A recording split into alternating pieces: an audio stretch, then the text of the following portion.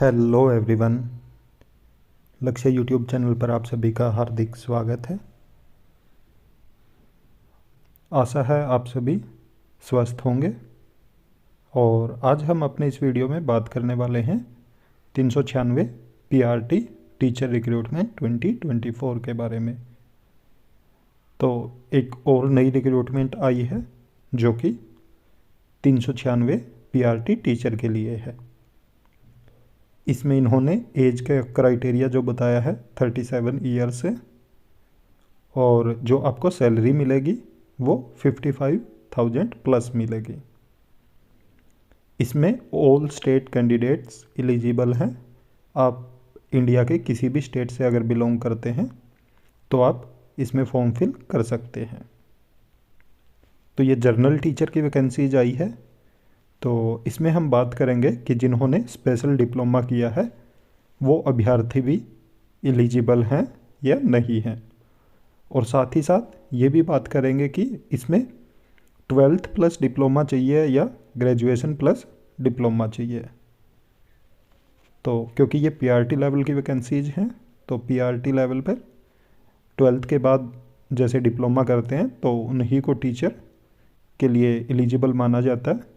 परंतु अब जितने भी नए रिक्रूटमेंट हम देख रहे हैं तो उसमें ग्रेजुएशन प्लस डिप्लोमा मांग रहे हैं।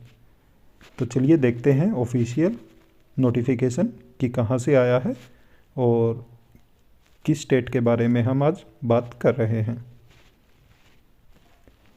तो जैसा कि आप ये देख रहे हो यहाँ पे बताया गया जेबीटी भर्ती 293 पदों की आवेदन प्रक्रिया निरस्त।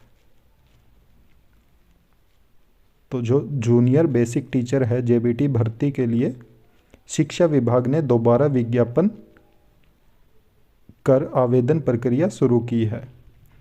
ये पहले आए थे 293 पद, परंतु अब इनको निरस्त करके दोबारा से विज्ञापन जो पब्लिश करके और उस पर आवेदन प्रक्रिया शुरू की है।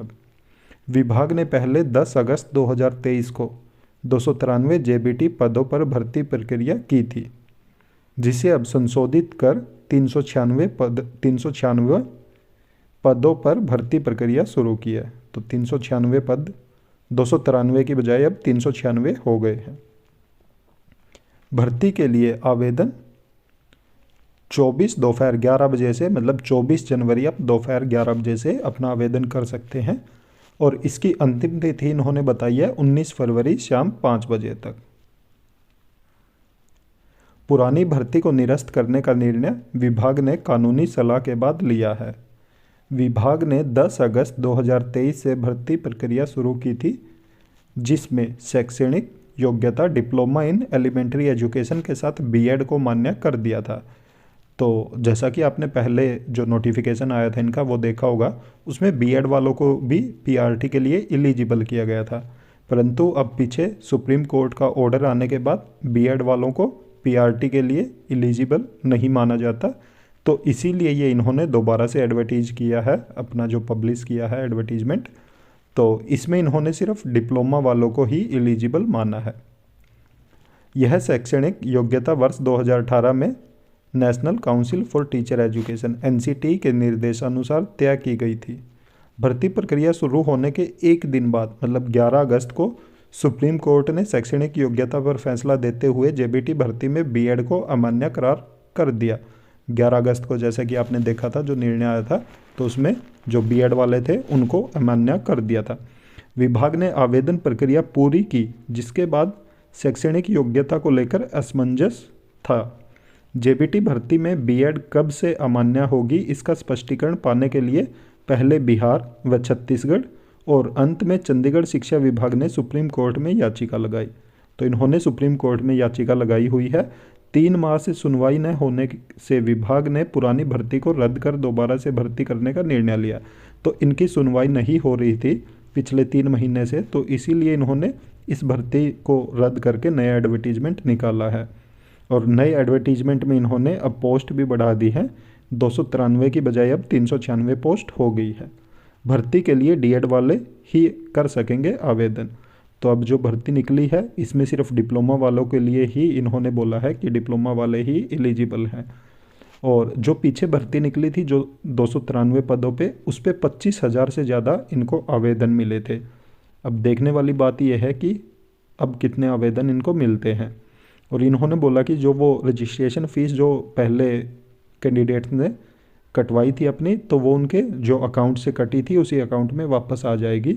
और यदि फिर भी उनको पाने में किसी प्रकार की भी कोई दिक्कत हो तो वो जो डिपार्टमेंट की ईमेल आईडी है तो उसके थ्रू उनसे संपर्क कर सकते हैं। और इसमें साथ में ये भी बोला कि बीएड वाले इसके लिए आवेदन नहीं कर सकते। तो देख सकते हो आप 396 पदों पर वैकेंसी आई है, जो कि 24 जनवरी से 19 फरवरी तक आवेदन मांगे गए हैं। और आपकी जो पुरानी जो रजिस्ट्रेशन फ़ीस है वो उसी अकाउंट में वापस आ जाएगी। तो जो भी साथी एलिजिबल हैं और फॉर्म फिल करना चाहते हैं तो वो फॉर्म फिल कर सकते हैं। और इसमें स्पेशल एजुकेशन वाले भी अपना फॉर्म ज़रूर डालें, क्योंकि जैसा कि आप जानते हो कि सुप्रीम कोर्ट ने बोला हुआ है कि जो जनरल एजुकेशन के फॉर्म आते हैं तो उसके लिए स्पेशल एजुकेशन वाले भी एलिजिबल हैं। और आपने पीछे केस भी देखा है, जो केस हुआ था दिल्ली में, जो कि टीजीटी हिंदी की पोस्ट के लिए हुआ था। और उसमें कोर्ट ने बोला था कि जो उनके पास बीएड की जो डिग्री थी वो स्पेशल एजुकेशन में थी, पर कोर्ट के आदेश के बाद कोर्ट ने बोला कि उसको एज ए जर्नल टीचर भी कंसीडर किया जाए। तो इसलिए अगर आप कोई भी साथी स्पेशल जिन्होंने डिप्लोमा किया है और जेबीटी टीचर के लिए फॉर्म फिल करना चाहता है चंडीगढ़ में, तो वो कर सकता है। और ऐसी और भी इन्फॉर्मेशन पाने के लिए आप हमारे यूट्यूब चैनल को ज़रूर सब्सक्राइब करें, साथ में बेल आइकन का बटन ज़रूर दबाएं, ताकि जब भी हम वीडियो अपलोड करें तो तुरंत आप तक नोटिफिकेशन पहुंच जाए। और वीडियो को ज़्यादा से ज़्यादा लाइक करें, साथ में शेयर भी करें। Thank you.